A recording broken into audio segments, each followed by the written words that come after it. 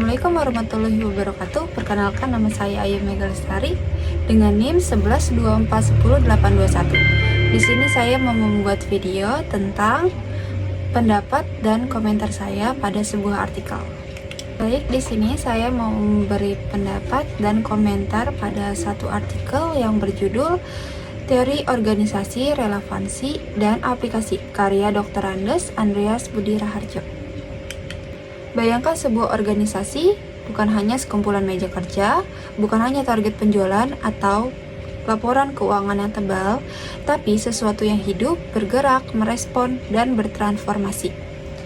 Inilah organisasi menurut perspektif teori. Bukan sekedar mesin yang menghasilkan produk, tapi sistem sosial kompleks yang mencerminkan nilai, relasi, dan bahkan kekuasaan. Dalam video ini, kita akan membedah isi jurnal klasik namun sangat relevan berjudul Teori Organisasi, Relevansi, dan Aplikasi karya Dr. Andreas Budi Raharjo. Kita akan menyelami lebih dalam bagaimana organisasi berubah dari mesin menjadi jaringan hidup, apa saja teori-teori organisasi yang masih relevan di era digital, dan bagaimana kita bisa menerapkannya dalam kehidupan nyata, baik di perusahaan, sekolah, komunitas, bahkan keluarga. Siapkan diri Anda, ini bukan sekadar pelajaran manajemen, ini adalah pelajaran intelektual ke jantung organisasi manusia. Selanjutnya saya akan lanjutkan ke bagian kedua, inti pembahasan yang akan dibagi menjadi beberapa segmen seperti evolusi teori organisasi, klasik ke kontemporer, desain organisasi modern dan fleksibel, pendekatan positivistik versus pasca modern, kreativitas dan inovasi organisasi, budaya dan konteks lokal, implikasi praktis untuk dunia kerja masa kini. Evaluasi teori organisasi. Timeline evaluasi teori Tyler, Weber, Fayol dilanjutkan dengan sistem terbuka, kontingensi, dan postmodernisme. Sejak awal abad ke-20, teori organisasi telah berkembang seiring dengan transformasi dunia kerja. Kita mulai dari Frederick Tyler dan teori manajemen ilmiahnya. Organisasi dilihat sebagai mesin produktif yang harus disusun secara efisien. Lalu datang Max Weber dengan konsep biokrasi rasional yang menekankan hierarki, aturan, dan ketertiban. Tapi dunia terus berubah, organisasi menjadi lebih kompleks, lebih manusiawi, dan lebih terbuka. Maka lahirlah teori sistem terbuka, kontingensi, hingga pendekatan budaya dan simbolik. Teori organisasi kini bukan sekedar bagaimana menyusun struktur, tetapi juga bagaimana memahami makna, perilaku, kekuasaan, dan bahkan identitas yang tumbuh dalam organisasi. Inilah lompatan dari teori klasik ke kontemporer, dan ini penting untuk memahami organisasi masa kini. Desain organisasi modern. Bagan perbandingan antara birokrasi versus adorasi, joystick, desain organisasi jaringan. Dulu organisasi digambarkan sebagai struktur piramida dengan bos di atas dan bawahan di bawah. Tapi sekarang banyak organisasi yang memilih bentuk adorasi, struktur yang fleksibel, kreatif, dan berbasis kolaborasi. Budi Raharjo menyebut istilah seperti joystick, desain, dan interaktif adokrasi, yaitu bentuk organisasi yang lincah, bisa diarahkan dari mana saja dan cepat beradaptasi. Kita semua mudah melihat organization cloud, struktur yang nyaris tak terlihat, tapi kuat karena terhubung oleh data, jaringan, dan nilai bersama. Pertanyaannya, bukan lagi siapa bosnya, tapi siapa yang bisa memecahkan masalah, siapa yang bisa berkolaborasi, siapa yang bisa menciptakan nilai. Positivisme versus postmodernisme. Kontras antara grafik statistik dengan metafora atau metafor chart ala Gareth Morgan. Dalam dunia akademik, teori organisasi terbagi dua aliran besar. Pertama, positivisme. Pendekatan ini mengandalkan data, pengukuran, dan asumsi bahwa kebenaran bisa dibuktikan secara objektif. Ini seperti melihat organisasi sebagai mesin. Tapi pendekatan kedua, pasca modernisme, melihat organisasi sebagai makna, sebagai tempat di mana orang saling menafsirkan peran, simbol, dan kekuasaan. Gareth Morgan misalnya, memperkenalkan metafora seperti organisasi sebagai otak, budaya, bahkan penjara psikis. Ini bukan sekadar puitis, ini membuka mata kita bahwa organisasi lebih rumit dari yang tampak. Budi Raharjo ingin kita membuka pikiran, teori bukan hanya soal benar salah, tapi soal cara pandang. Kreativitas dan inovasi. Contoh perusahaan kreatif, ruang kerja fleksibel, tim inovasi kolaboratif. Satu poin kuat dari artikel ini adalah kreativitas adalah jantung organisasi modern. Bukan hanya kreativitas menciptakan produk baru, tapi juga cara baru bekerja, cara baru berpikir, bahkan teori baru. Budi Raharjo mengingatkan kita bahwa teori juga perlu kreativitas. Ia harus hidup, berkembang, dan relevan dengan konteks zaman. Organisasi yang kreatif tidak hanya hebat dalam strategi, tapi juga dalam belajar, berefleksi, dan berani mencoba yang baru. Budaya dan konteks lokal. Ilustrasi budaya kerja di berbagai negara, kutipan Hofstede, konteks Indonesia. Organisasi tidak hidup dalam ruang hampa, ia tumbuh dalam budaya. Budi Raharjo mengutip Hofstede untuk menunjukkan bahwa nilai budaya seperti hierarki, kolektivisme, atau maskulinitas sangat mempengaruhi cara organisasi bekerja. Di Indonesia misalnya, budaya menghormati senior, komunikasi tidak langsung, dan semangat gotong royong punya dampak besar pada struktur organisasi. Maka, teori organisasi harus diadaptasi, bukan diadopsi mentah-mentah. Inilah pentingnya sensitivitas budaya. Teori sebagai panduan masa depan. Transisi ke masa depan, AI, organisasi digital, dan tim virtual. Lalu kemana arah teori organisasi di masa depan? Ketika organisasi tidak lagi memiliki kantor tetap, ketika keputusan dibuat oleh algoritma, ketika tim tersebar di 10 zona waktu, kita butuh teori baru atau setidaknya cara baru memaknai teori lama. Budi Raharjo menutup tulisannya dengan refleksi, teori bukan dogma. Ia adalah alat bantu kita, perlu memakainya dengan cerdas, kritis, dan kreatif. Karena organisasi bukan hanya soal profit, tetapi tentang orang-orang di dalamnya. Nilai yang mereka bawa dan masa depan yang mereka bangun bersama. Anggapan umum, analitik, dan positif. Pertama, ada relevansi kuat dengan dunia modern. Jurnal ini sangat kontekstual. Ia tidak sekedar menjelaskan teori organisasi dari sisi historis, tetapi mengajak pembaca merenungkan bagaimana teori tersebut relevan di era digital, kolaboratif, dan dinamis saat ini. Kedua, pemikiran terbuka dan multidisiplin. Penulis tidak mengurung diri pada satu pendekatan. Ia membuka cakrawala dengan membandingkan positivisme dan pasca modernisme, bahkan mengutip metafora dari Gareth Morgan. Ini menunjukkan kedalaman pemahaman teoretis sekaligus keberanian berpikir lintas paradigma. Ketiga, kreativitas sebagai pilar teori dan praktik. Menjadikan kreativitas sebagai fondasi pengembangan teori organisasi adalah ide kuat yang jarang ditegaskan dalam literatur. Ia menjadikan jurnal ini tidak hanya bersifat akademik, tetapi juga menginspirasi inovasi dalam praktik organisasi. Keempat, mengangkat pentingnya budaya lokal dan konteks Indonesia. Tidak banyak jurnal organisasi yang secara eksplisit menyoroti pentingnya konteks budaya lokal. Budi Raharjo menekankan bahwa teori organisasi harus dipahami dan disesuaikan dengan nilai-nilai dan struktur sosial Indonesia, sebuah nilai lebih dari segi relevansi lokal. Organisasi sebagai konstruk intelektual dan sosial.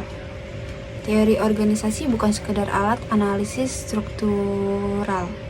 Penulis mengajak kita memahami bahwa organisasi tidak hanya entitas yang memiliki struktur aturan dalam tujuan, tetapi juga sebuah realitas yang dikonstruksi melalui interaksi sosial dan nilai-nilai yang berkembang di dalamnya. Ini adalah pengantar cerdas karena langsung menempatkan teori organisasi di dua kutub sekaligus sebagai alat analitik dan sebagai cermin budaya.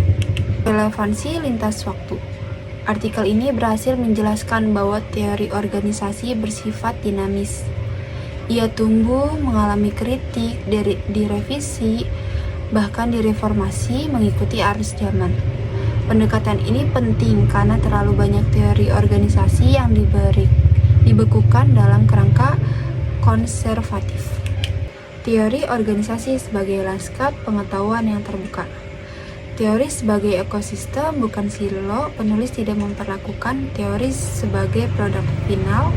Sebaliknya, ia menyajikan teori sebagai ekosistem terbuka di mana gagasan-gagasan dari disiplin lain seperti sosiologi, antropologi, teknologi, bahkan filsafat bisa masuk dalam membentuk konfigurasi baru. Ini membuka ruang untuk berpikir lintas batas.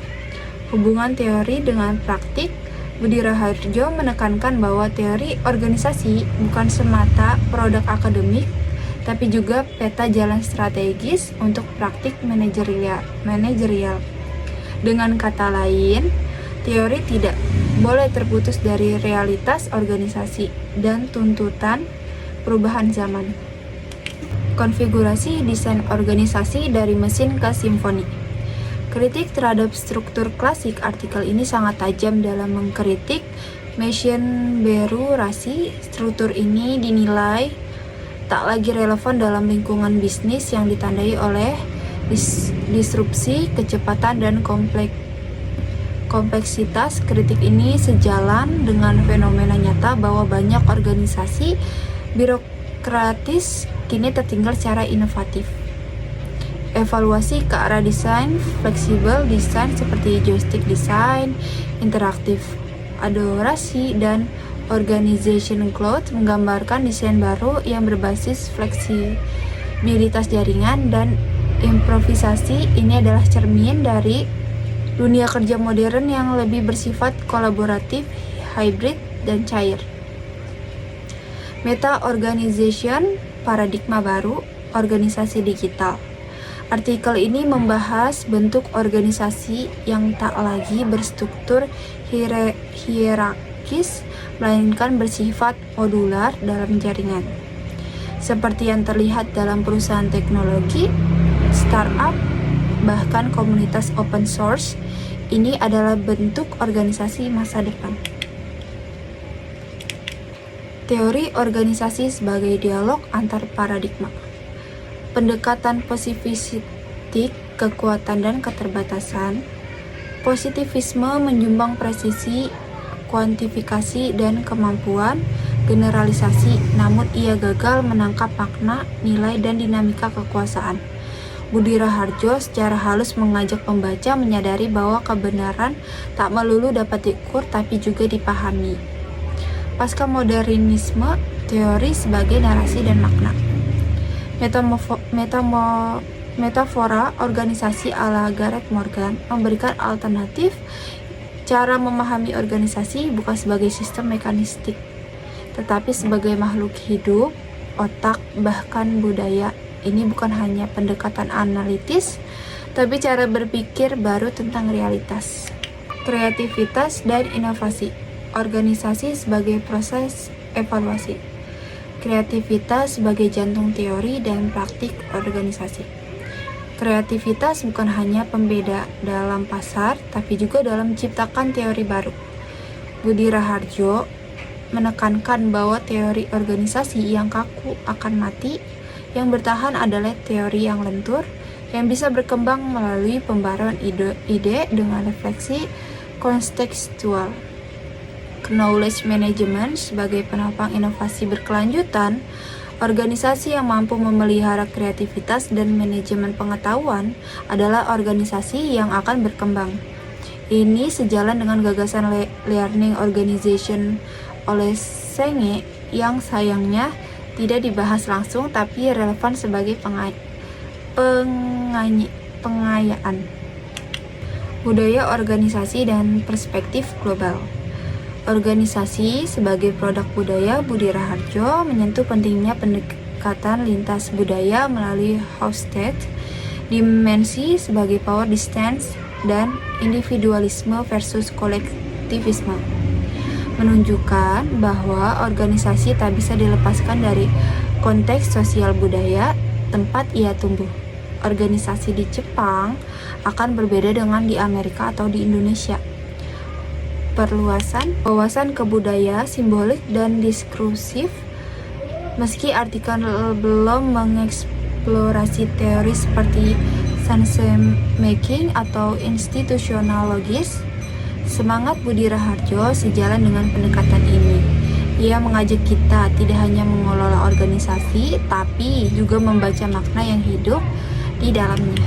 Relevansi terhadap konteks Indonesia. Adaptasi bukan adopsi mentah.